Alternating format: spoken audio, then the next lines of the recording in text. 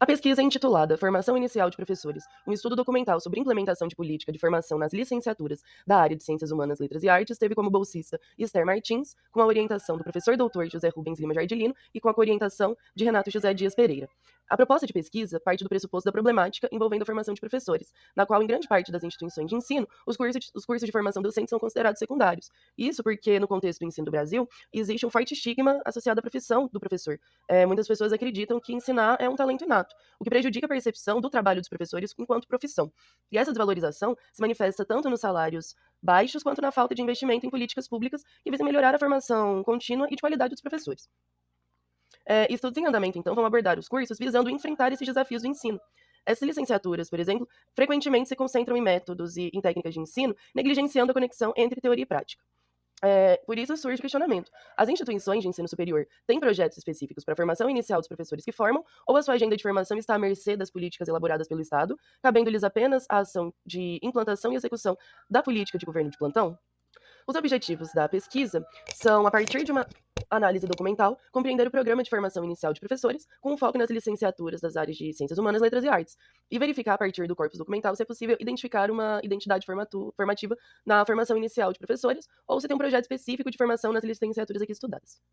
A metodologia adotada, então, é uma abordagem qualitativa e de natureza documental exploratória. O corpus documental da pesquisa, então, será composto pela legislação e as políticas de formação de professores no Brasil. Ainda vai ser analisado o corpus documental da instituição. Os resultados, então, evidenciam que existem discrepâncias que são predominantemente relacionadas aos elementos essenciais dos documentos regulatórios aqui estudados, com relação aos regimentos atuais dos cursos em análise. Então, durante o período em que a UFOP ainda não estava em conformidade com as novas diretrizes da Resolução número 2 de 2015, era notória a ausência de uma uniformidade na carga horária dos cursos. Então, cada curso distribuía as horas-aula, os componentes curriculares de maneira distinta.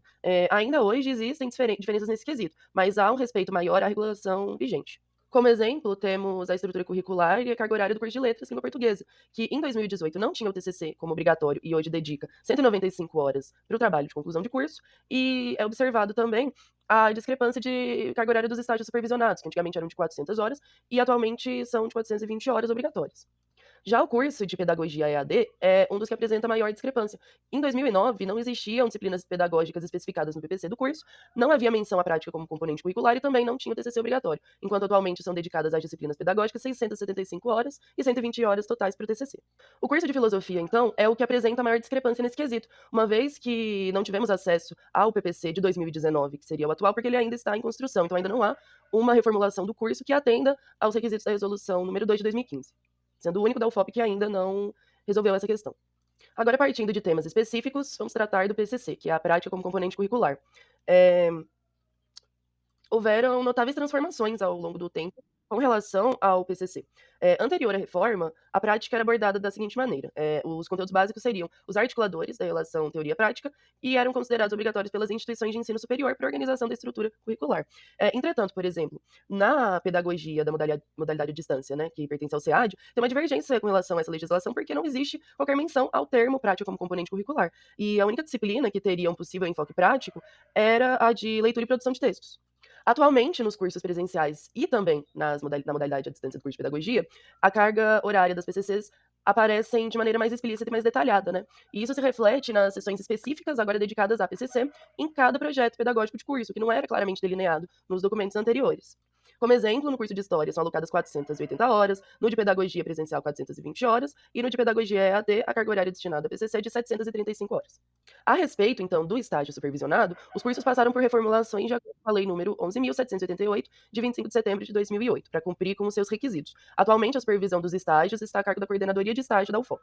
Cada disciplina de estágio é acompanhada por um professor supervisor, cuja função é orientar os estudantes no corredor do estágio, além de fornecer fundamentos teóricos ao longo da disciplina para guiar os alunos em suas práticas em sala de aula. Existe uma documentação essencial a ser preenchida, como termo de compromisso, uma ficha de frequência e uma avaliação final do professor do campo de estágio. E fica sob responsabilidade conjunta do professor supervisor do local de estágio e do docente da UFOP encarregado da disciplina. Ao concluir, então, cada etapa de estágio, são preparados relatórios que abordam as atividades tanto dentro quanto fora do ambiente de estágio durante aquele período. Os cursos aqui estudados apresentam variações nas cargas horárias, só que todos estão em conformidade com as 400 horas mínimas obrigatórias por legislação. A respeito do TCC, anterior a essa reforma, o trabalho de conclusão de curso não era obrigatório para as licenciaturas, apenas era realizado os estágios obrigatórios. dos cursos de letras, inglês e português são dedicadas a 2 disciplinas que totalizam 195 horas. E no curso de História são 4 disciplinas que vão englobar teoria e prática e totalizam 400 horas. No curso de licenciatura em Pedagogia Presencial, foram criadas 7 disciplinas de seminário com o intuito de articular os conteúdos das disciplinas obrigatórias de cada período e propor aos alunos desenvolverem pesquisas e estudos que tenham caráter interdisciplinar, já os preparando para o TCC. A questão do professor pesquisador é muito significativa para esse contexto, né? Porque alicerçar a educação na pesquisa desempenha um papel crucial na formação da identidade docente.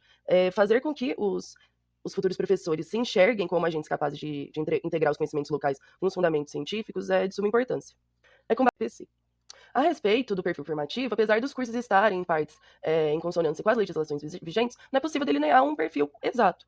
Porque mesmo com as boas notas no ENAD e nas outras avaliações institucionais ou não, a divulgação dos documentos que detalham esses resultados, até dos formulários que foram preenchidos pelos egressos, não ocorre de forma abrangente. Além disso, não existe uma uniformidade de formação, porque cada curso determina a carga horária em diferentes aspectos e vai promovendo as alterações conforme sua viabilidade.